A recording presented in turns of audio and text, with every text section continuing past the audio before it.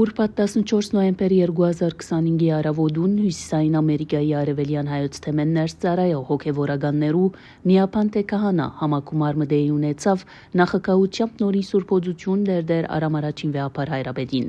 Համակումարին առաջնորդ Սրբազան հայրը կերաշնոր դեր Անուշավան arczepiskopos Դանիելյան հանուն թեմի հոգևոր տասուն բարիկալուստ մաղթեց վեապար հայրապետին եւ շնորհակալություն հայտնեց անոր, որ 30-ամյա կահագալության դոնախմբության առիթով սիրով ընտարաչեց առանցին զրույց ունենալ թեմիս հոգևոր հայրերուն հետ։ Սրբազան հայրը նաեւ երախտագիտություն հայտնեց, որ նորին սրբությունը ընտարաչելով թեմի գարիկներուն միշտ երդասարդ միապաններով գոժդե թեմը։ Համակումարին բացմախոսքը գդարեց եւ օրվան տասախոսը ներկայացուց Դիթրոյթի Սուրբ Սարգիս եկեղեցու հոգևոր հովիվ արժանապատիվ դեր Հրանտ Քահանա Քևորքյան, իսկ համակումարը վարեց Ֆիլադելֆիա Սուրբ Գրիգոր Լուսավորիչ եկեղեցու հոգևոր հովիվ եւ թեմի ազգային վարչության գրոնական ժողովի ադենաբեդ Կերաբադիվ դեր Պողոս Ծայրակույն վարդապետ Տինկջյան։ Որպես տասախոս հրավիրված էր Ֆորդհամ համալսարանեն դոկտոր Ֆրանսիս Մքելոն։ Տասախոսը ներկայացուց հոգևորականի գոչումին ու հովական ծառայության հատկանշական երեսները, հատկապես ներկա ժամանակներուն ամերիկյան ընկերության թիմակրաված մարդահրավերներու լույսին տակ։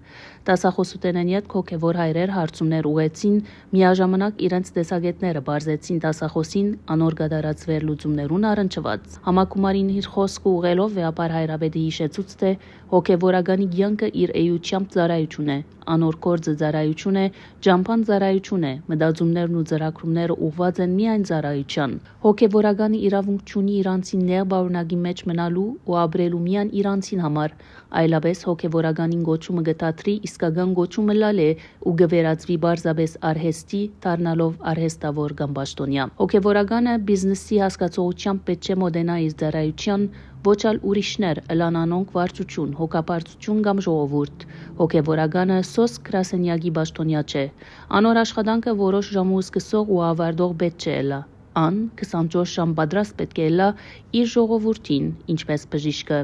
Չմոռնանք, որ հոգևորականը հոգևոր բժիշկ է, հոգիներու առողջության ու փրկության նվիրված։ Դժբախտաբար ներկա ժամանակներուն հոգևորականի այս հասկացողությունը սկսած է նահանջ արձանագրել քիչ ամենտեղ։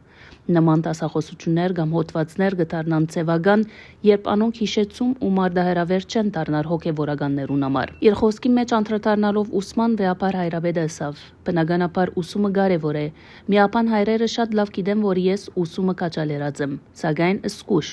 Ուսումը քերի վեր պետք չէ դառնա հարաբերաբար մեր ծառայության։ Ուսումը պետք չէ իհեջուկս մեր հոգևոր ծառայության դառնա առաջնահերթ։ Մեր ժողովուրդը մեր հոգևորականներեն կսպասե, որ անոնք ծանոթ ըլլան ներկա աշխարհի խնդիրներուն, մարդահրավերներուն ու զարգացումներուն։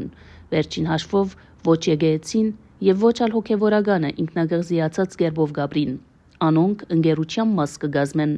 Հոգևորականը գոչված է ինքզինք մնայուն ուսման ընթացքի մեջ տեսնելու, այլ խոսքով հարգևոր ինքզինք միշտ ուսանող նկատե։ Միան համալսարան երթալով կամ վգայականներ առնելով ուսանող կամ մտավորական չենք դառնար։